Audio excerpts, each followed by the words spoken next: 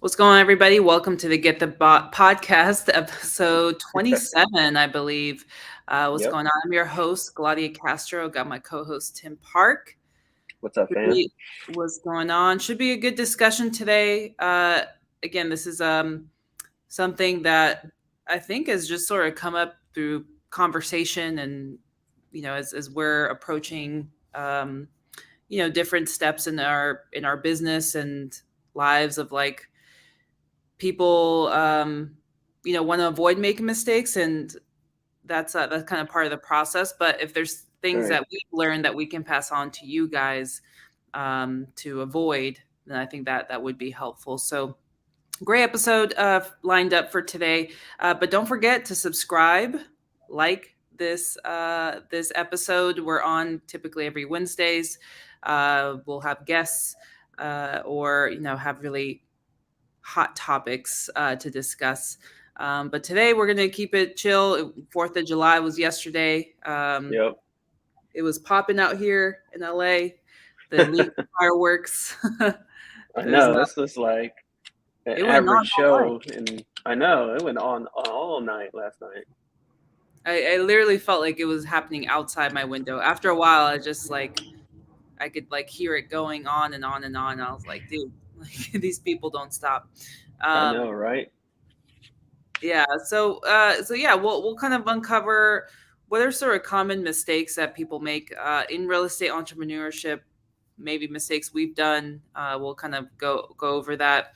But what are some? I guess starting out. I mean, maybe this is kind of a packed question. But when you kind of started out in real estate specifically, because I know you've Hmm. opened different businesses, what would be some things maybe you would change for those who are maybe are starting out in real estate, specifically wholesaling or any aspect of the industry? I think for me, it would be networking a little bit more in the beginning. I think Mm, I think I was in a situation where my back was against the wall, and I was trying to do everything myself and learn um, everything at once. right, And at one point of just me learning, I had to take action too.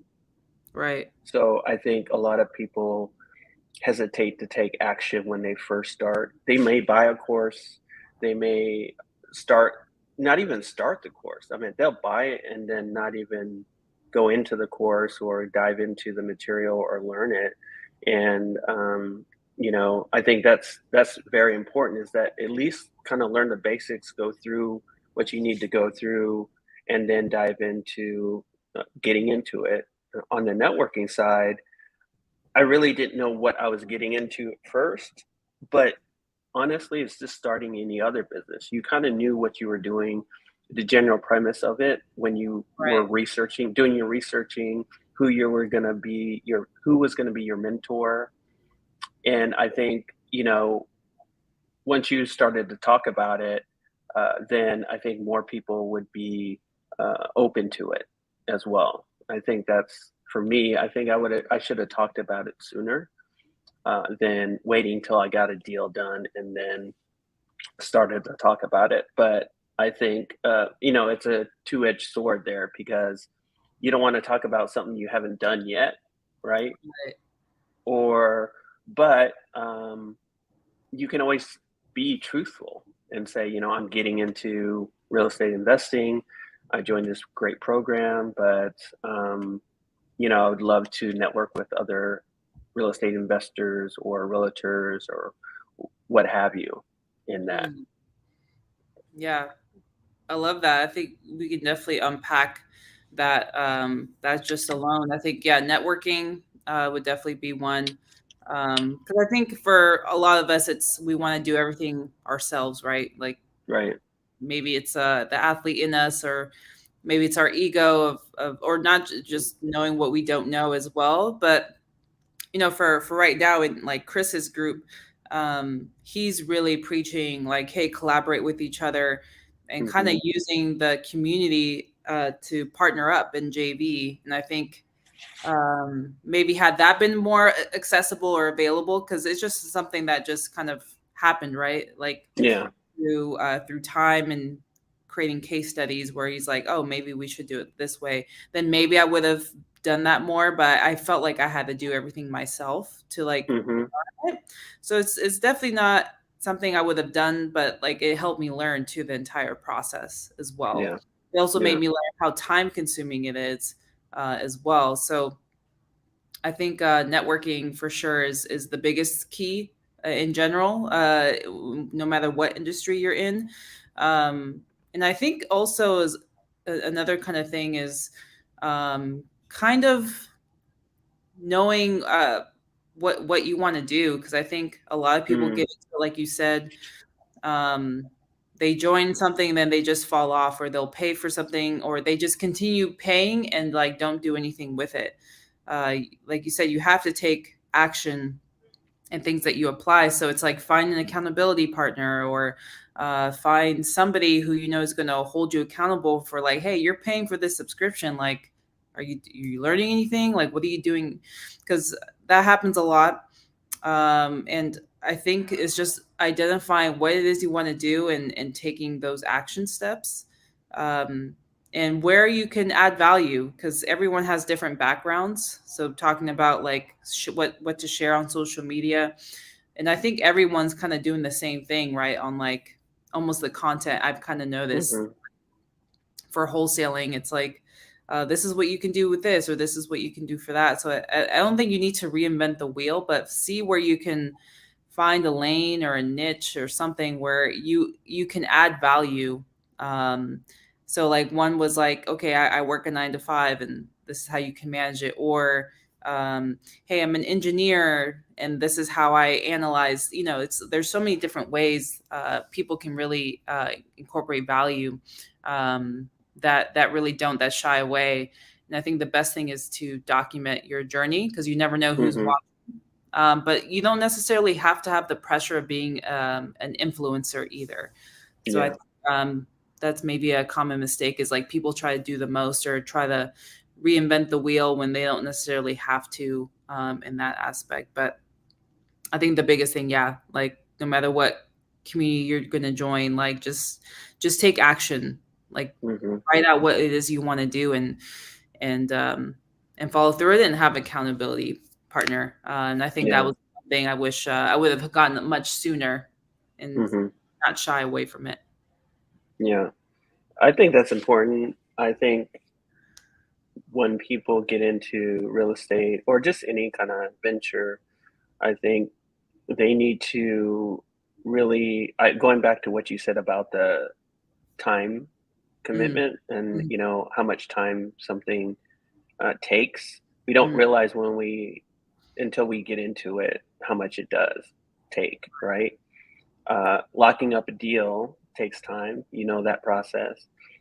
Dispoing that process once you have it locked up, that takes another time, but that takes away from other things within your business, and you don't realize that until you're in it, right? So, like, after you get your first deal locked up, you're so excited. Now you're trying to find maybe buyers on the at least on the wholesaling side.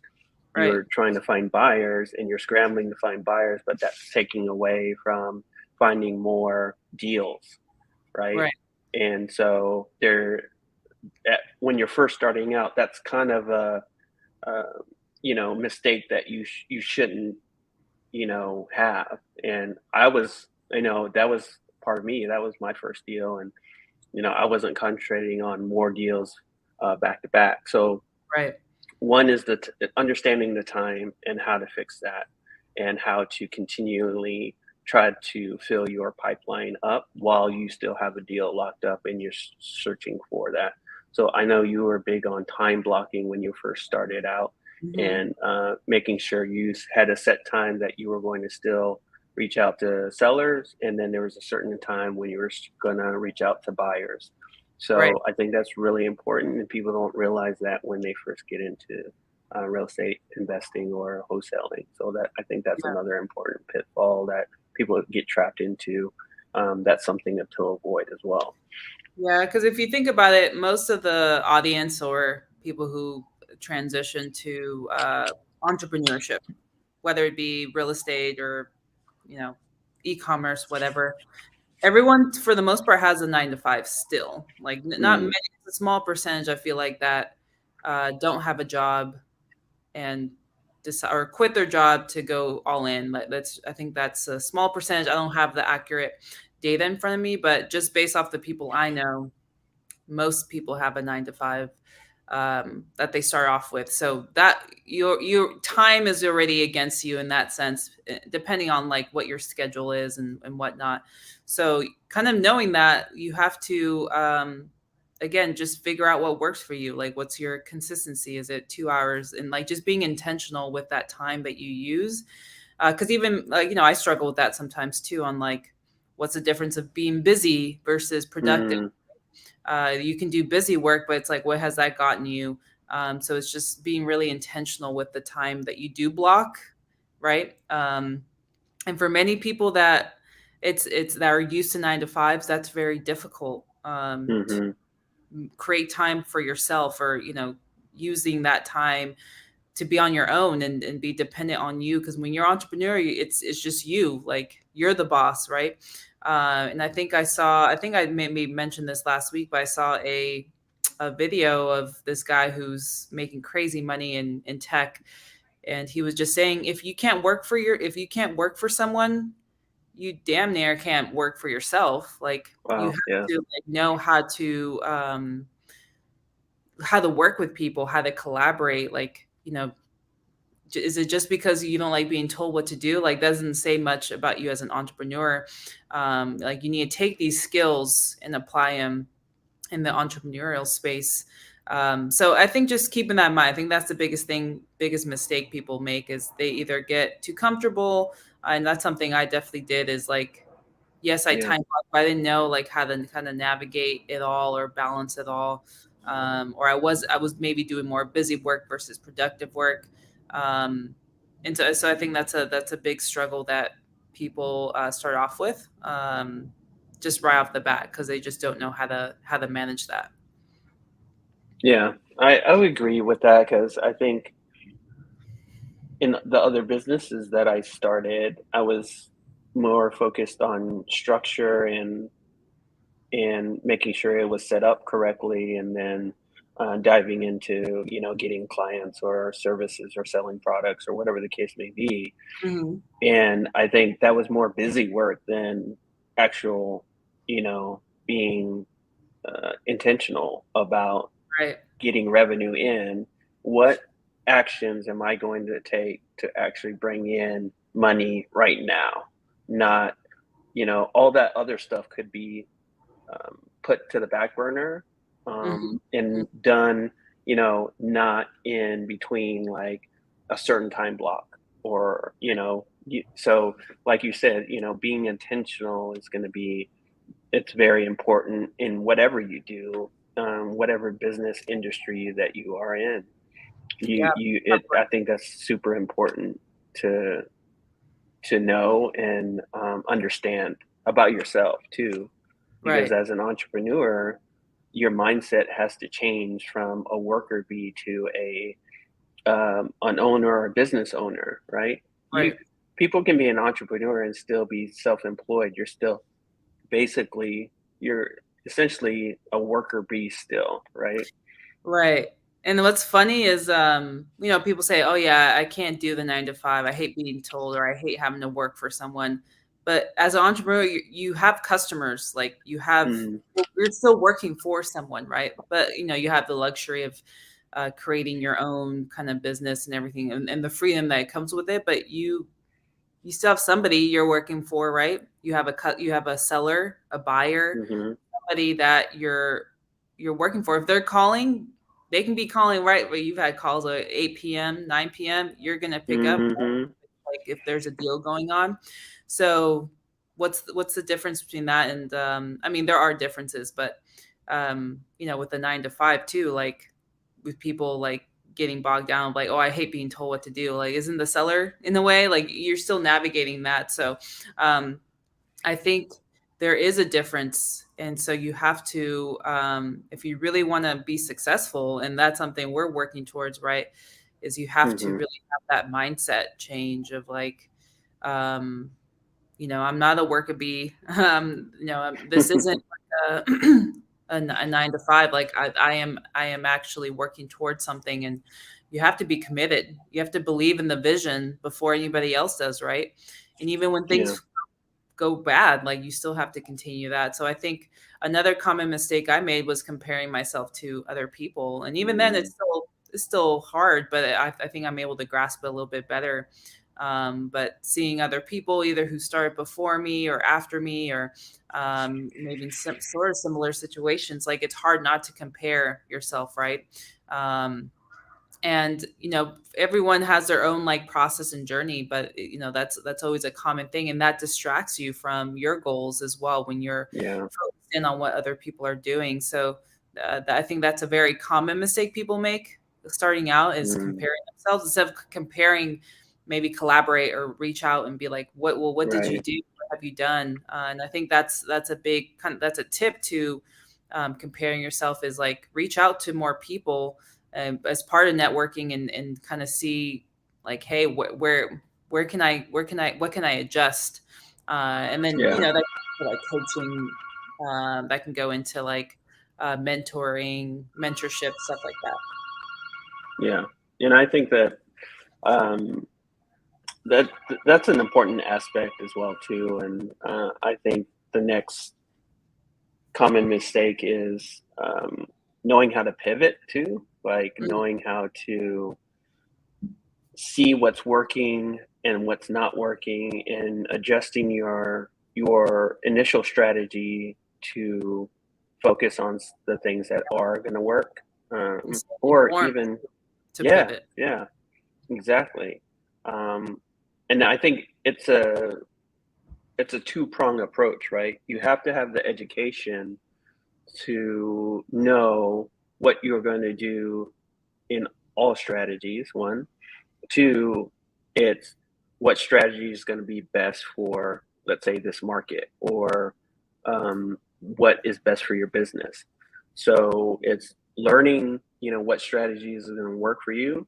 Two, and knowing how to pivot between each strategy, right? Mm, And I think people don't think ahead far enough to understand that aspect. There's just in the moment, and as a business owner, there's a lot of pivots and turns that you have to make, and decisions you have to make for your business, and you have to understand why you're making those changes, hmm. and then executing those changes based off of what you learn. And then if you Right. you want to go that direction but don't know it all, then ask for help, or and that's where the education and networking, all that comes all together, right? Yeah, you have to be in the know constantly as a business owner, which is one thing I think Chris has mentioned, and something we do too is like staying in the news, or like keeping up with the Mm. news, not necessarily CNN or anything like that, but like, there's different, like Wall Street Journal, Right. The Real Deal. Hmm. There's there's a few other ones I can't think of off the top of my head in terms of real estate, but you should also keep track of like what's going on in the world, because that affects real estate in your industry. Hmm. Like for example, right now, at least in the real estate space with texting, Twilio is becoming an issue. Like Yeah. Twilio is really bogging down on carrier restrictions. So you're Hmm. constantly having to adjust, and that can be really, really hard. And I was having a conversation, and I was in a meeting with, I think, Chris in one of his mentorship groups, and he was talking about like, I saw this ahead, like I saw this way before, because I was keeping track of all of the texts that didn't go through, and all the things. And he's like, I'm registered and everything. You have to like register through Twilio and do all Hmm. these steps.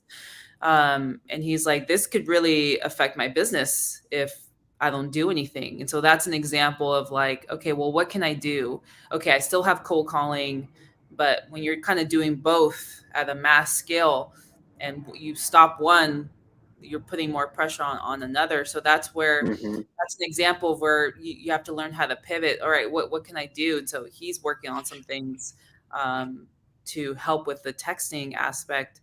Um, and so that's kind of a prime example. You have to like be comfortable enough to Mm-hmm. know, see what's far ahead, what's going on, and making these decisions, but and just making the decision. I think that's also another thing. People take too long to make decisions as well. Yeah. And that's kind of going Yeah. into what you're talking about and like pivoting.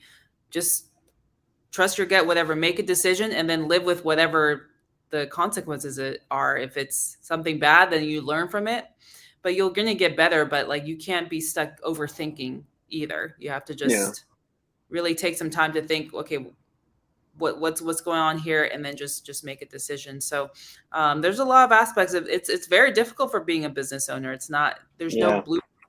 It's like, it's a constant, especially when it comes to your income, like it's dependent on you to make money, right? So Mm-hmm.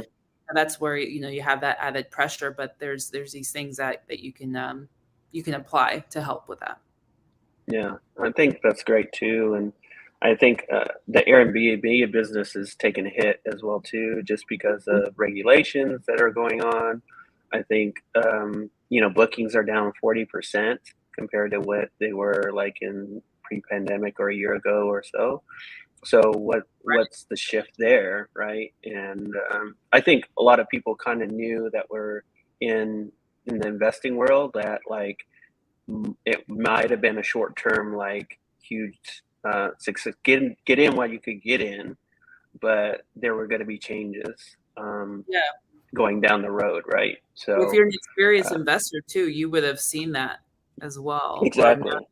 when like there was more regulations. I don't know if it started in Georgia or Atlanta, but Hmm. certain markets started like really hounding down, and so the people that only strategy that worked when they acquired properties was Airbnb, and not anything else, are really screwed Right. right now. Exactly. They're in a really tough predicament. So one of the things that was given to us to avoid that mistake was, hey, make sure when you acquire a property, like what there should be multiple exit strategies. You should be able to do a Yeah. short rental. You could Airbnb. That's a nice to have, maybe midterm. What kind Yeah. of aspects can you do? Can you wrap it? Like, it's when you just rely on one source, like in anything, right? It's not going to go well when shit hits the fan. So I think that's a Yeah. really great example with Airbnb. Is people are struggling now. There's going to be those people who are like, hey, well, my property is doing great, or it's doing great in Vegas, or it's doing great in here. But who Hmm. knows? At some point, there's going to be regulations that may affect it. So it's just being prepared. But those are two prime examples of learning to pivot, and that takes Yeah. time. And I think it's just surrounding yourself with people, and that goes back to the networking. Is attending as many events as you can, like putting yourself out Hmm. there on social media, or going to events and introducing yourself, and again, just seeing where you can add value, and just practicing like talking to people, and what you can offer. Yeah. And I think like people that are listening or watching this now or in the future, I think you guys should just at least comment and see what what you guys are doing, what common mistakes that you have in you experience in real estate or being an entrepreneur. I think that's important, just so other people can see, like, no one really kind of talks about the mistakes. They talk about more the successes, and I think mistakes are helpful to learn, and so other people can learn from that and not make the same mistake, right? And Right. that's where that was the whole premise of us starting this podcast, is providing value and helping other people so they don't make the same mistakes that we made, and just showing other people's experience as well, and broadening the knowledge of just real estate or entrepreneurship as well too. So I think if you could comment below, that would be great, and I think it would help everybody that's that follows us. Absolutely. And that's we're always trying to get better too, right? Like pivoting, and Yeah. it's almost the same thing here, where we've made some slight pivots here and there, but there's things too where as we're analyzing other aspects, we're like, okay, well, what can we do with this podcast as well? Because there is a lot Mhm. of value. I mean, anybody I talk to says, how much they've learned and how helpful it is, and we want to continue that. So how can we expand off of that? So there's a lot of things too, even with this podcast Yeah. that we've learned, and we mistakes that we've done, what we've kind of applied, or changes we've made. But I think it's normal to make mistakes, and the quicker you want Yeah. to do shortcuts is networking, finding a coach or mentor. That's always going to shortcut any mistake, right? Because mentors have Mhm. already gone through, have already had mistakes, um, and they've outlived to tell you, right, what not to do. Right. Yeah. So definitely vet people in your industry, and kind of identify like who are those people that you can trust, that you can learn from, because there's a lot of scams out there as well on like coaching and mentorship. So definitely ask around, and I think that's where like your network is really key. But we really hope you guys got a lot out of this, because Yeah. I think it's a common thing. So uh, you know we're all going to make mistakes one way or another, but it's just like keep going and continue pursuing your vision and your goals, and don't focus so much on the outcome. Focus on the process, and that's something we've talked about as well. Is just focus on your journey, enjoy it, like have fun. Like that's Yeah. why we Have started fun. your business, right? Like you didn't start it because you hate it, like right? Like Mhm. nobody does that. They do that for the thrill of like, oh, like I can create something, I can do, and so like continue that like kind of motivation, and that sort of thought process to keep you going on those tough days. So um yeah, I hope you guys all had a safe 4th of July, and Yeah. thank you guys so much for tuning in, and we'll be back next week. We have some exciting guests coming up over the next couple of weeks as well. So Yeah. Looking um, forward to it. yeah, it should be really great. But hope you guys have a great rest of your week and weekend, and we'll chat with you guys next week. All right. See you guys. Peace.